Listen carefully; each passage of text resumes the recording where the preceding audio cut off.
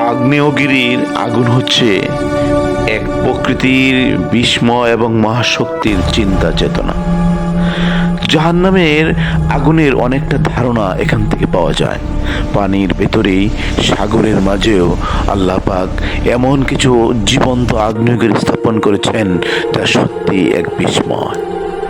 মানুষ তেমন ভয় পায় না, তারপরেও আল্লাহ পাক আমাদের জন্য নৈতিক শিক্ষার এবং সত্য ন্যায় এবং ন্যায়ের পথে পরিচালিত হওয়ার জন্য এমন অসংখ্য জীবন্ত ইতিহাস তিনি সৃষ্টি করেছেন। আগ্নেয়গিরির আগুন যদি প্রকৃতিতে ধ্বংসের সীমা দেখায়, তবে জাহান্নামের আগুন মানুষের আত্মার শান্তির সীমাহীনতা শেখায়। আমাদের কাজ হলো সত্য, ন্যায়, ধৈর্য এবং আল্লাহর পথে জীবন পরিচালনা করা। তবেই জীবন হবে অনেক সুন্দর, অনেক পবিত্রময়। ভুল থেকে শেখো, নৈতিকতা বজায় রাখা, সৎ জীবন যাপন